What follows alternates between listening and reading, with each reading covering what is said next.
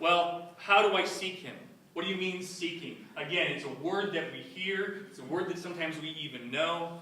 I'm going to show you how this works. But from there you will seek the Lord your God, and you will find him if you seek him with all your heart and all your soul. Deuteronomy 4:29. That we will find him if we seek him. We will find him if we look for him. Deuteronomy 6:5 says a very similar thing, that we can demonstrate our faith through unequivocal recommittal to the Lord in a daily pursuit of him. With all your heart and all your soul. That you're not doing it half-heartedly. You're not doing it partially. Right? You're not doing it when it's convenient. You're seeking him all the time. You're walking by faith. Each step that you take is with him in mind.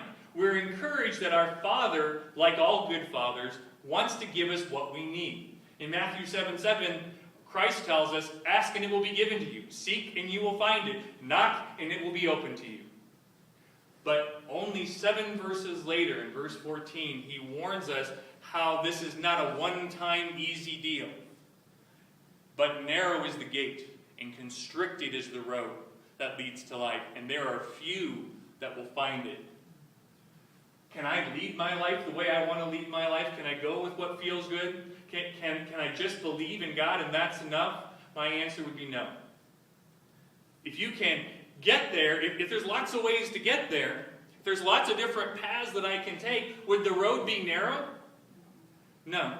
And Christ tells us about what happens when the road is wide. It leads to death.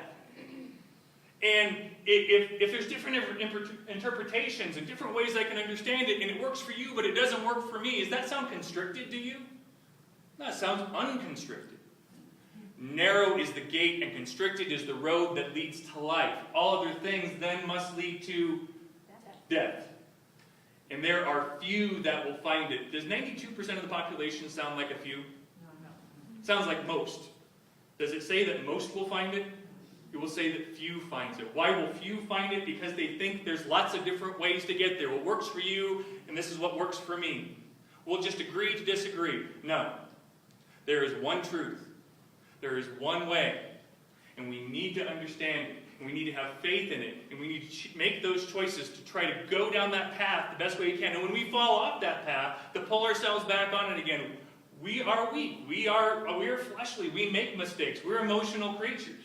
God understands that. He built us that way.